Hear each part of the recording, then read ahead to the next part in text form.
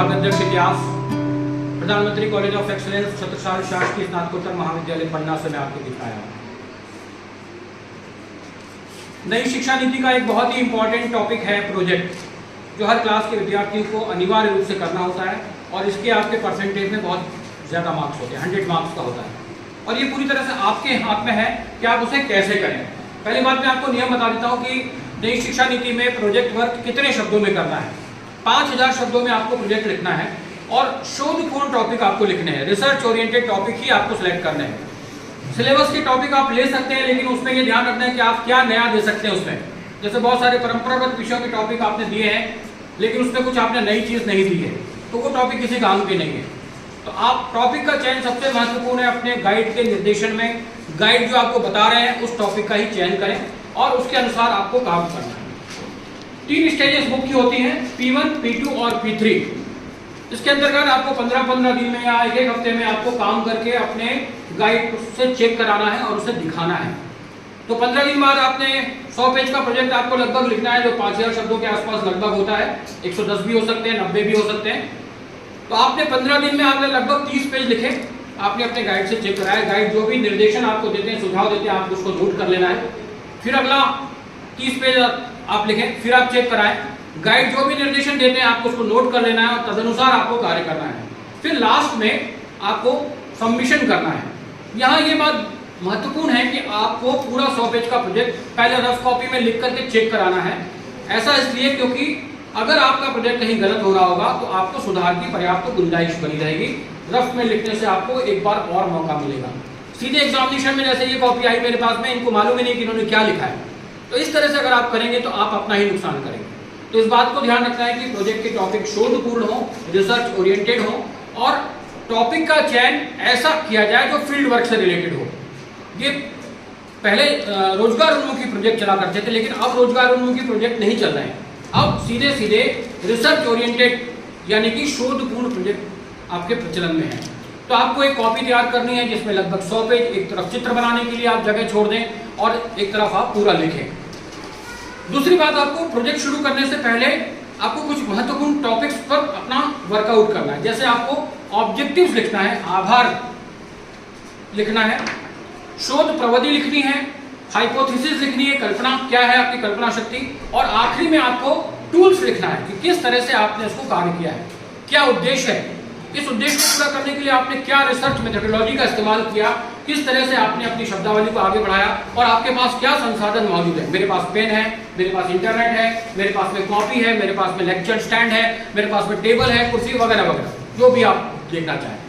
इसके बाद आपको आखिरी में संदर्भ सूची लगानी है कि किन किन संदर्भों से, किन किन किताबों से, किस किस वेबसाइट से, इंटरनेट की कौन सी साइट से आपने मैटर को खोजा है। और यथासंभव आप इंटरनेट से मैटर कॉपी करके लिखते हैं, जो कि साहित्यिक चोरी कहलाता है।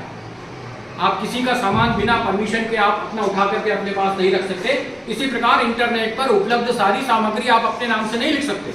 तो आपको उसका रेफरेंस देना पड़ेगा कि आपने कहाँ से लिखा और उसमें लिखना पड़ेगा आभार सहित मैंने इस वेबसाइट का इस्तेमाल किया है।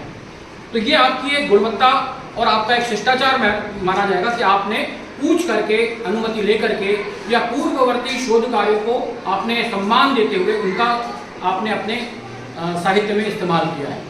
जब आप प्रोजेक्ट जमा कराने की स्थिति आए तो प्रोजेक्ट जमा कराने से पहले आप सिलसिलेवार चेक कर लें कि आपके अपने प्रोजेक्ट में आभार प्रदर्शन है या नहीं। आपने अपने गुरुजनों का, अपने माता पिता का, अपने शिक्षकों का, अपने साथियों का आभार व्यक्त किया है कि नहीं। सामान्य भाषा में आभार लेना चाहिए। उद्देश्य क्या है, 5-10 उद्देश्य आपके डिसाइड करिए कि आप कलेक्टर बनना चाहते हैं कि चपरासी बनना चाहते हैं कि कंडक्टर बनना चाहते हैं कि क्या बनना चाहते हैं, कि प्रोजेक्ट के लिए भी आपने क्या एम।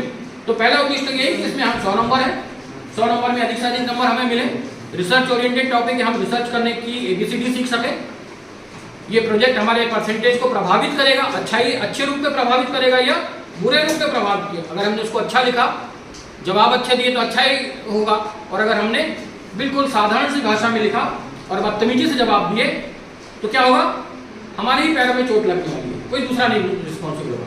तो ये कहना कि हमें पता नहीं था, ये कहना कि मुझे लिखने से पहले देखा ही नहीं कि मैं क्या लिख रहा हूँ, ये थोड़ा सा बचकानी बातें हैं, इनसे हमें बचना चाहिए। तो प्रोजेक्ट लिखने के साथ साथ प्रोजेक्ट को फाइल के रूप में तैयार करना चाहिए। जिस तरह से आप किसी फंक्शन में जाते हैं तो क्या घर के वस्त्रों में ही चले जाते हैं, लोअर और टी शर्ट पहन के चले जाते हैं शादी ब्याह में? नहीं जाते ना। तो थोड़ा सा अपने शरीर को, अपने बॉडी को मेंटेन करके जाते हैं। तो आपका प्रदर्शन जहाँ अच्छा होगा वहाँ पर आपको अच्छे मार्क्स मिलेंगे। तो आप अपनी फाइल को जितना अच्छी खूबसूरती के साथ सजा करके लिखें। यहाँ पे बहुत सारे विद्यार्थियों ने अभी टॉपिक ही नहीं लिखे हैं, किसी ने नाम ही नहीं लिखा है। तो ऐसी स्थिति ना करके आप उसको हाथ से बनाएं। ये प्रिंटेड कॉपी लेने की बिल्कुल भी आवश्यकता नहीं है। देखिए, नई शिक्षा नीति में स्पष्ट रूप से लिखा है कि विद्यार्थी स्वयं हस्तलिखित प्रोजेक्ट जमा करेंगे। हस्तलिखित का मतलब ये है कि अगर आपको कवर पेज बनाना है तो भी हाथ से कवर पेज बनाना है, प्रिंटेड कॉपी नहीं लिखती है। बीच की किसी भी पेज की आवश्यकता नहीं, सिर्फ इंडेक्स और आभार। तो आपकी कॉपी में पहला कवर पेज बनेगा जिसमें आपने स्वयं अपने हाथों से लिखा है। क्या लिखा है?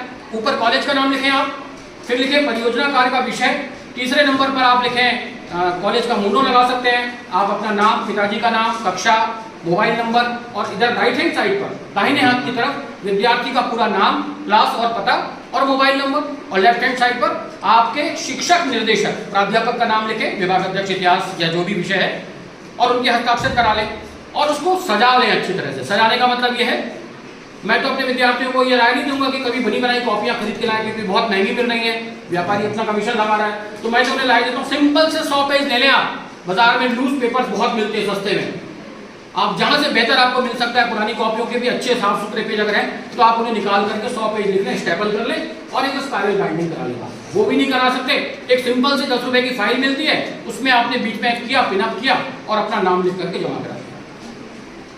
यहाँ पर महंगे से महंगी ये प्रोजेक्ट फाइल की आवश्यकता नहीं है, यहाँ पर अच्छी से अच्छी हैंडराइटिंग में। और आप जब अंदर लिखते हैं तो एक एक टॉपिक को बिल्कुल स्पष्ट दिखे, उस टॉपिक से रिलेवेंट फोटोग्राफ्स यदि आपके पास में है, इंटरनेट से आप निकालें, प्रिंट आउट निकालें और उन फोटोग्राफ्स को लगा लें।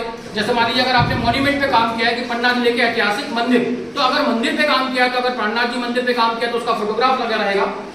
अभी जैसे बहुत सारे लोगों ने जैसे रजिया सुल्तान पे, अब रजिया सुल्तान का एक भी फोटो किसी ने नहीं लगाया, मैं तो नहीं जानता हूँ रजिया सुल्तान कोई है। तो आप अगर कहीं से उसका फोटो उपलब्ध हो जाए तो फोटो लगा दें। आपने बहुत सारे लोगों ने प्राणनाथ पे अगर किया होगा तो प्राणनाथ महाराज का फोटो अगर मिल जाए तो फोटो लगा सकते हैं। तो कहने का आशय है कि जिस टॉपिक पर आप काम कर रहे हैं उससे रिलेवेंट, उससे संबंधित यदि फोटोग्राफ्स आपके पास में उपलब्ध हैं तो आप उन फोटोग्राफ्स को लगा सकते हैं। इससे क्या होगा, जस्टिफिकेशन होगा, आपकी फाइल भी अच्छी लगेगी और उसका जस्टिफिकेशन भी होगा। आखिरी में संदर्भ सूची लगाना बहुत जरूरी है, कितनी किताबों से आपने लिखा, उन किताबों के लेखक और उन किताबों का नाम। फॉर एग्जाम्पल, राधा कुमुद मुखर्जी, भारत का इतिहास, राजकमल पब्लिकेशन, नई दिल्ली, 2001, पृष्ठ संख्या 98। ये पूरा रेफरेंस हो गया कि आपने राधा कुमुद मुखर्जी की किताब से कोट किया है, राजकमल पब्लिकेशन ने ये प्रकाशित की है और इसके पृष्ठ क्रमांक 98 से आपने ये कोटेशन लिया है। इसी प्रकार अगर आपने कोई वेबसाइट यूज की है, कोई यूट्यूब चैनल यूज किया है, तो हिस्टोरिकल वर्ल्ड टूरिज्म के चैनल से, फलाने डेट पे प्रकाशित चैनल से हमने ये जानकारी प्राप्त की, तो उससे आपका शिष्टाचार माना जाएगा। ये माना जाएगा कि आपने पूर्ववर्ती शोध कार्यों का उल्लेख किया है, खुद आकर के नाम नहीं लगा दिया कि हम ही इससे रचयिता हैं, हम ही ने खोज की है, हम इतने बड़े इतिहासकार हैं कि हमसे बड़ा इतिहासकार कोई हो, ऐसा बिल्कुल भी ना करें। प्रोजेक्ट में शोध कार्य जरूरी है, लेकिन शोध कार्य आपसे पूर्ववर्ती शोधकर्ताओं ने जो शोध कार्य किए हैं उन्हें आप सम्मानजनक तरीके से याद करें और उसके बाद आप अपना नाम कोट करें कि मैंने उनको सम्मान सही तरीके से, उन्होंने भी इसका उल्लेख किया, उसी को आधार बना करके मैं अपने कार्य आगे बढ़ा रहा हूँ। ये विनम्र पोशाक जो आपके कॉलेज की यूनिफॉर्म है वही होनी चाहिए जब आप प्रेजेंटेशन देने जाएं। देखिए, आज जो आप इंटरव्यू दे रहे हैं ये आने वाले समय में पीएससी का इंटरव्यू बनने वाला है। आज अगर आप बदतमीजी से पेश आएंगे तो आप कभी भी नौकरी नहीं पा सकेंगे। कहीं लिख लीजिए, कहीं भी आपकी जितनी शिष्टाचार, अभी बहुत सारे विद्यार्थियों ने यहाँ पे कोई जवाब नहीं दिया, तो क्या मैंने उनको फुल्ली में चढ़ा दिया? कोई बात नहीं, नहीं बना, नहीं जवाब दिया उन्होंने, लेकिन विनम्रता से खड़े रहे।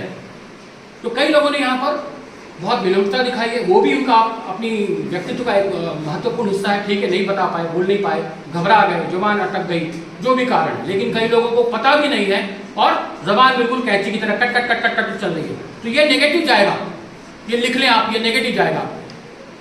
और अगर नेगेटिव गया तो आपका 1 साल पूरा खत्म होने वाला है। तो मध्य प्रदेश शासन ने और भारत सरकार ने आपको एक बहुत अच्छा अवसर दिया है कि आप अपने लिए बेहतर से बेहतर स्कोर कर सकते हैं। आप 70%, 65, 70, 80 नंबर तक आप ला सकते हैं, लेकिन उसके लिए आपको निर्धारित मापदंडों का पूरा इस्तेमाल करना बहुत जरूरी है।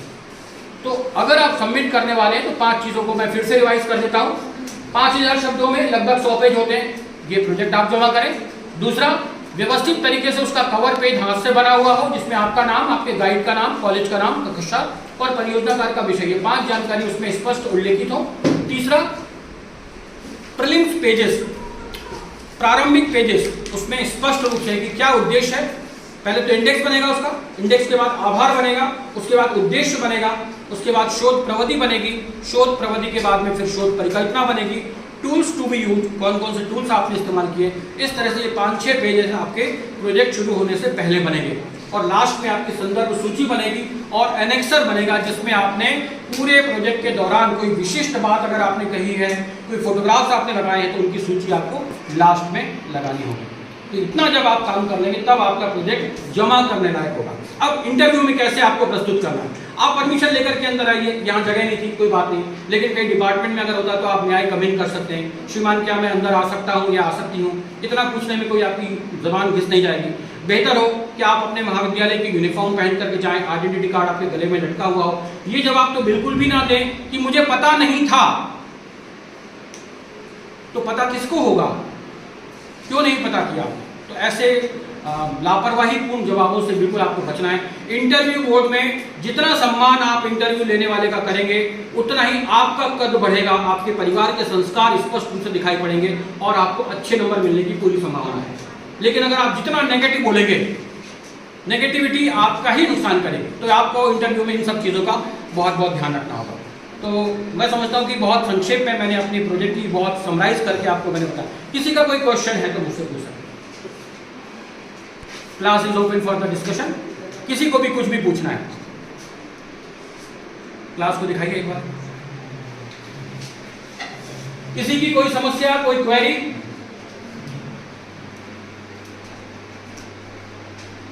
और मैं आपसे भी उम्मीद करूंगा कि विद्यार्थी स्वयं अपने विवेक से सोचें टॉपिक को क्या कर सकते हैं। गांव-गांव में इतिहास बिखरा पड़ा है, तो परंपरागत पाठ्य पुस्तकों के टॉपिक लेने के बजाय आसपास के इलाके से हम टॉपिक उठाएं। हमारे गांव में कितने मंदिर हैं, हमारे गांव में कितनी सती माताएं हैं, हमारे गांव में कितने किले हैं। वो जो टॉपिक है वो रिसर्च ओरिएंटेड टॉपिक है। एक गांव में अगर 3 मंदिर है और आर्कियोलॉजिकल सर्वे ऑफ इंडिया की कोई वहां पे नोटिफिकेशन नहीं है, कोई तख्ती नहीं लगी है, कोई पत्थर नहीं लगा है और आपने इसको खोजा है, मुख्य धारा में लेकर के आए, तो आपका वो कार्य बहुत इंपॉर्टेंट माना जाएगा। शोधकर्ता के रूप में आपका नाम जाएगा, बजाय इसके कि आपने किताब से 4 पन्ने उतार करके दे दिए। ये प्रोजेक्ट का टॉपिक नहीं। और भारत सरकार भी यही चाहती है कि हमारे विद्यार्थी शोधकर्ता की दृष्टि से उभर करके सामने आए, उनके अपने व्यक्तित्व का विकास। तो मैं इन्हीं शब्दों के साथ कि आप अपने प्रोजेक्ट के सबमिशन में इन सारी चीज़ों का ध्यान रखेंगे और अपनी फाइल को बेहतर से बेहतर बना करके आप अपने साक्षात्कार में अपने गाइड से चेक करवाने के बाद में बहुत अच्छी तरीके से प्रस्तुत करेंगे। Thank you so much.